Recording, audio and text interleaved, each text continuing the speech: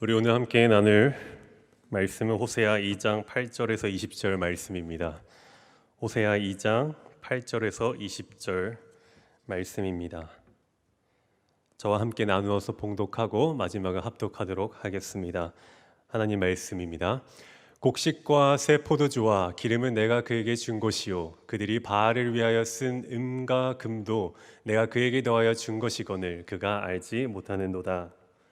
그러므로 내가 내 곡식을 계절에 도로 찾으며 내가 새 포도주를 그것이 맡을 시기에 도로 찾으며 또 그들의 벌거벗은 몸을 가릴 내 양털과 내 삶을 빼앗으리라. 이제 내가 그 수치를 그 사랑하는 자의 눈앞에 드러내리니 그를 내 손에서 건져낼 사람이 없으리라. 내가 그의 모든 희락과 절기와 월삭과 안식일과 모든 명절을 피하겠고 그가 전에 이르기를 이것은 나를 사랑하는 자들이 내게 준 값이라 하던 그 포도나무와 무화과 나무를 거칠게 하여 수풀이 되게 하며 들 짐승들에게 먹게 하리라. 그가 기고리와 폐물로 장식하고 그가 사랑하는 자를 따라가서 날 잊어버리고 향을 살라 바알들을 섬긴 시일대로 내가 그에게 벌을 주리라. 여호와의 말씀이니라. 그러므로 보라 내가 그를 타일러 거친 들로 데리고 가서 말로 위로하고 거기서 비로소 그의 포도원을 그에게 주고 악어 골짜기로 소망의 문을 삼아 주리니 그가 거기서 응대하기를 어렸을 때와 애굽 땅에서 올라오던 날과 같이 하리라. 여호와께서 이르시되 그날에 내가 나를 내 남편이라 일컫고 다시는 내 바알이라 일컫지 아니하리라. 내가 바알들의 이름을 그의 입에서 제거하여 다시는 그의 이름을 기억하여 부르는 일이 없게 하리라.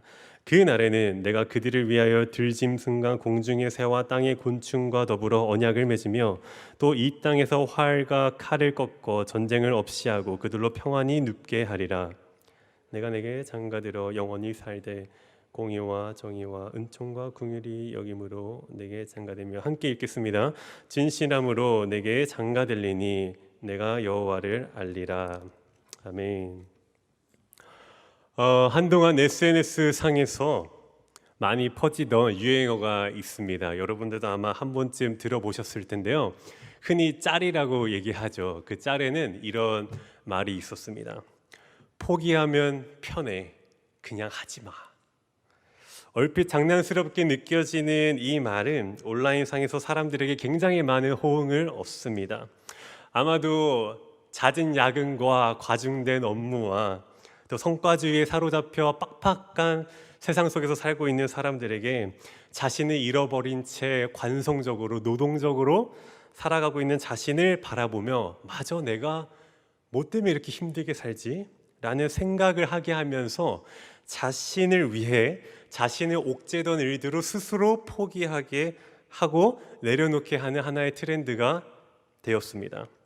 이런 흐름에 대해서 한 문화평론가는 사람들이 너무 열심히 살지 말고 노력에 목숨 걸지 말고 관계에 집착하지 말며 사랑이나 이성에 몰입하지 말 것을 강조하면서 자신을 힘들게 하는 것을 포기하게 함으로써 자신이 스스로 자신을 위로하고 자신에게 힐링을 선사하는 문화가 형성되었다고 얘기합니다.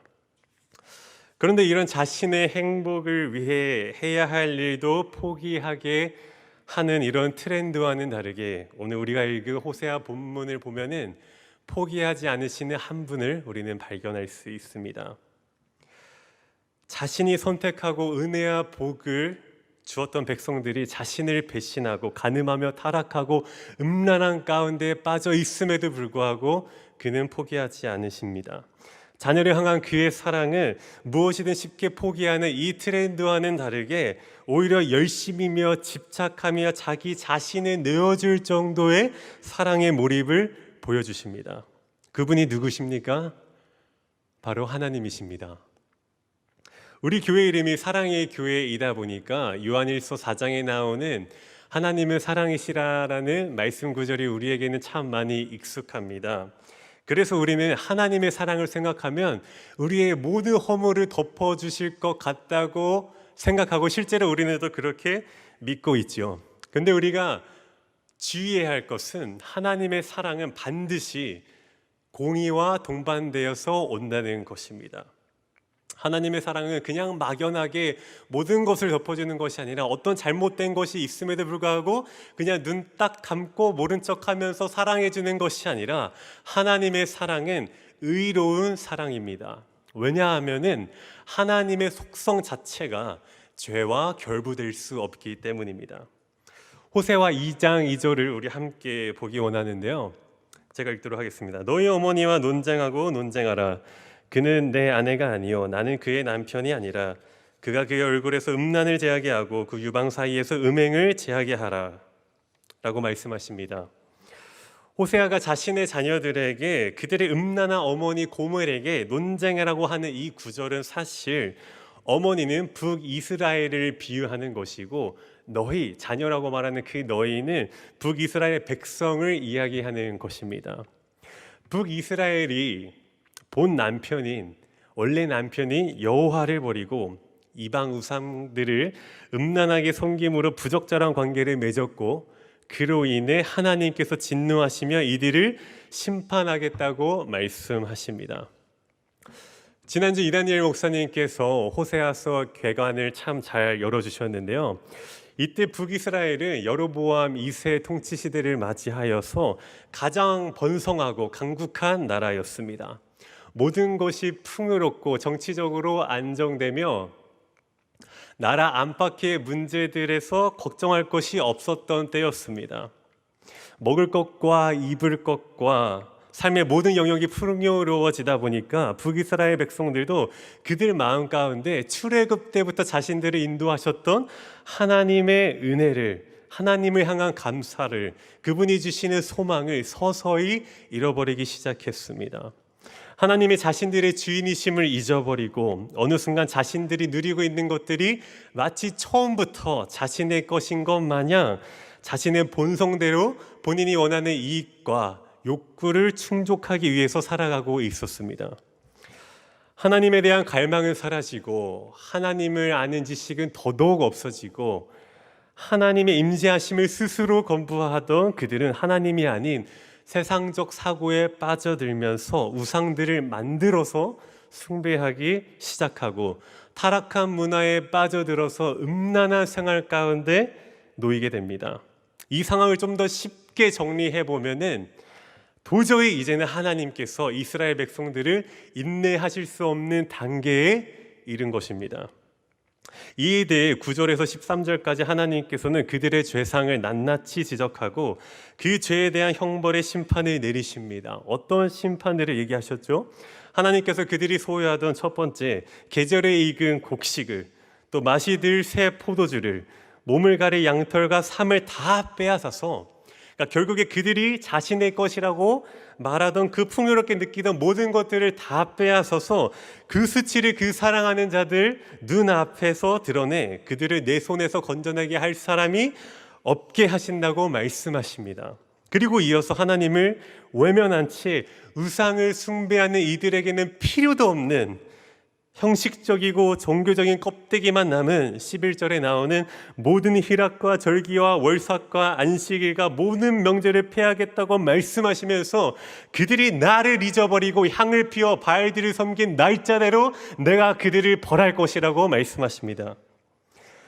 여기서 우리가 알 수 있는 것은 자신들의 조상들이 지켜 행하던 그 절기들의 관습들은 그대로 내려오고 있었습니다. 그런데 아무도 그것을 하나님 앞에서 신실하게 지키지 않았습니다. 하나님을 예배할 수 있는 장소도 있고 시간도 있고 공간도 있고 여호와께 감사를 올려드릴 수 있는 그 환경들은 조상들 때부터 대대로 있었지만은 아무도 하나님을 찾지 않았습니다. 호세아서는 하나님을 기억하지 않고 우상 숭배함으로써 하나님과의 관계에 간음을 범한 북이스라엘을 향해 하나님은 극한 진노와 경노하심으로 자신의 백성들을 향한 자신의 안타까움을 표출하십니다.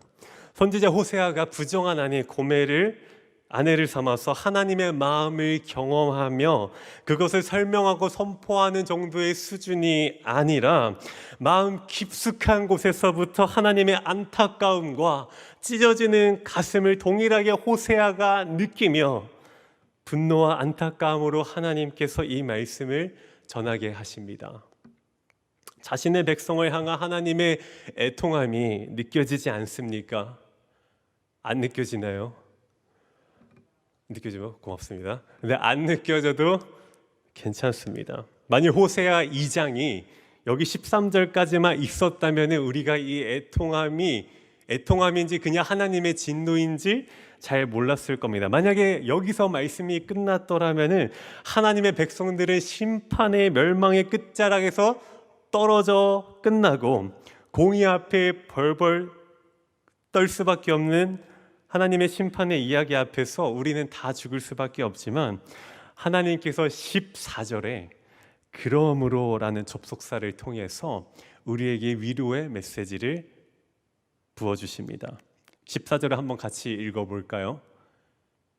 우리 호세아서 2장 14절입니다. 그러므로 보라, 내가 그를 타일러 거친 들로 데리고 가서 말로 위로하고. 아멘. 지금 이 말씀의 문맥에서 무슨 상황이 일어나고 있냐면은, 우리가 아까 읽었던 그 6절과 9절에서 나오는, 사실 읽지는 않았죠. 제가 2장을 다 커버하다 보니까. 앞선 6절과 9절에서 나오는 그러므로라는 단어는 이스라엘 백성의 음행의 결과로 하나님께서 심판하실 것이란 것을 경고합니다. 그 경고를 전달하는 것인데요. 그러니까 너희가 음행했다, 그러므로 나는 심판한다. 자연스럽죠. 그런데 14절에서는 갑작스럽게 그러므로라고 하시면서 앞의 구절에서와는 전혀 다른 의미를 전달합니다. 14절의 그러므로 단어는 하나님의 회복을 예언을 이끄는 데 사용되는데요. 공의로운 여호와의 심판이 다 끝나고 앞서 말한 모든 형벌들을 다 지나 결과적으로 하나님께서는 그들을 회복시키실 거라는 의미를 전달하십니다. 우리가 이 단락에서 확실하게 알 수 있는 것은, 처음에 말씀드린 바와 같이 하나님의 사랑은 반드시 공의와 동반되어 오는데, 공의의 결과로 우리는 다 죽을 수밖에 없었지만 하나님께서 우리를 사랑하심으로 회복의 말씀으로 자신의 백성을 향한 사랑의 마음을 전하십니다. 이 말은 즉슨 앞에서 쭉 열거한 그 무서운 죄의 형벌은 죄를 지은 우리를 죽이시려고, 우리를 소멸시키게 하시려고, 우리를 멸망하게 하시려고 하신 것이 아니라 사랑으로 돌아가는 회복의 과정을 준비하는 공의로움이었음을, 처음부터 하나님께서는 우리를 결국 사랑으로 회복시키실 목적으로 우리의 죄를 드러내시고 경고하신 것을 우리는 알 수 있습니다. 이에 대해서 하나님께서 이렇게 말씀하십니다. 16절을 보면요, 그날에 내가 나를 내 남편이라 일컫고 다시는 내 바알이라 일컫지 아니하리라. 17절에요, 내가 바알들의 이름을 그의 입에서 제거하여 다시는 그의 이름을 기억하여 부르는 일이 없게 하리라. 아멘. 하나님은 바알을 섬기는 이스라엘 백성들의 죄를 꺾으시며 고치시며 그들에게 진정한 하나님이 누구인지를 알게 할 것을 약속하십니다.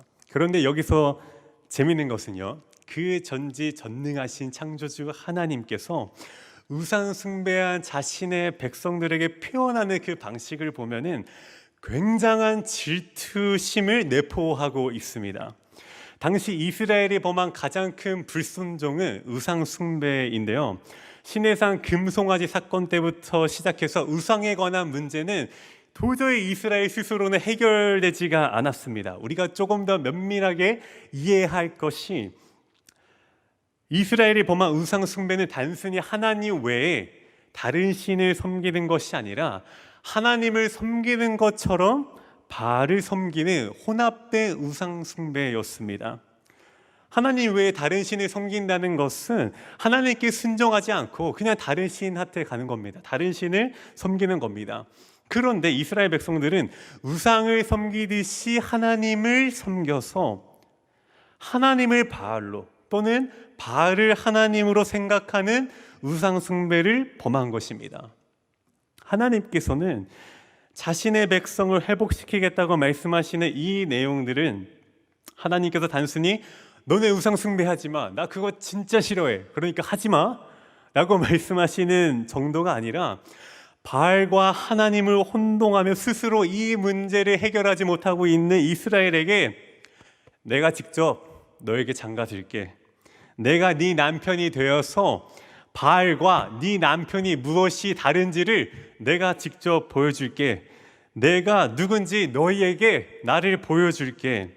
너를 향한 나의 사랑과 정성과 의지와 거룩함과 신실함을 증명하여서 내가 다시 너를 회복시킬게 라고 말씀하실 정도로 지독하리라 만큼의 질투하시는 사랑을 우리에게 보이십니다.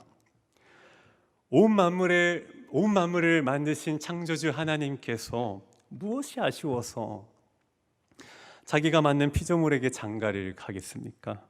말씀으로 모든 것을 하실 수 있는 분이 우리와의 관계를 회복시키는 것이 뭐 그렇게 중요하다고 자신을 내어주면서까지 우리를 사랑하시는 것일까요? 하나님도 자신의 편의를 위해 포기하실 수 있습니다. 실제로 그리고 하나님은 포기하셨습니다. 그런데 그 포기는 자신을 위해서 하신 것이 아니라 우리를 위해서 하셨습니다. 자신을 배신하고 외도하는 인간들을 위해 자신을 내어주면서까지 우리에게 장가드시고, 더 나아가서는 이 구약시대를 지나서 신약시대에는 자신에게 하나밖에 없는 독생자 예수 그리스도를 우리에게 내어주심으로 그가 십자가에서 엘리엘리라바 사막다니, 나의 하나님이여 나의 하나님이 어찌하여 나를 버리시나이까라고 절규하는 순간에도 그 아들을 포기하시고 침묵하셨습니다. 자신의 아들에게 우리가 지은 죄에 대한 형벌을 받게 하셔서 하나님은 우리를 구원하셨습니다. 도대체 하나님은 진노하시면서도 왜 우리를 포기하지 않으시는 걸까요? 왜냐하면 하나님은 사랑이시며 공의로우신 분이시고, 하나님은 공의로우시며 사랑이시기 때문입니다. 이렇게 말고는 도저히 그 절절한 하나님의 사랑을 표현할 방법이 없습니다. 이 무한한 하나님의 사랑을 깨닫게 되었는데 도저히 표현할 수 없어서 우리 영혼이 탄식하게 되는 순간이 바로 우리가 구원의 감격 속에 우리의 삶이 머물게 되는 것입니다. 요한복음 13장에 나오는 말씀처럼 우리를 사랑하시되 끝까지 사랑하시는 하나님의 그 사랑이 하나님께서 우리에게 보이신, 우리를 향해 짊어지신 하나님의 사랑의 무게입니다. 우리를 포기하지 않는 것을 넘어서 노력하고 책임을 더하고 집착하며 신실하게 끝까지 자신의 약속한 대로 사랑하는 것, 이게 바로 하나님께서 말씀을 통해 우리에게 가르쳐 주시는 사랑, 구원자로서 가진 사랑의 무게입니다. 코로나 때에도 온라인으로라도 예배를 사모하는 마음으로 이 시간 함께 이 예배에 동참하는 우리 청년들은 분명히 하나님을 사랑하는 줄 압니다. 그러나 우리는 더 나아가야 합니다. 코로나가 끝날 때까지 예배를 미뤄서는 안 됩니다. 현장 예배가 복원될 때까지 우리의 예배를 결코 포기해서는 안 됩니다. 우리의 상황이 이렇다 하여서 우리의 구원자를 결코 포기해서는 안 됩니다. 우리의 유일한 목자 되시는 주님을 우리는 결코 포기해서는 안 됩니다. 온라인이라고 해서, 비대면이라고 해서 결코 임마누엘의 하나님을 우리 삶의 첫 자리에서 내려놓으면 안 됩니다. 우리도 이제 하나님께서 보이신 사랑의 수준으로 나아가야 합니다. 하나님께서 우리에게 보이신 그 사랑의 무게를 이제는 우리도 하나님을 향해 같이 짊어지고 나아가며 감당할 수 있어야 합니다.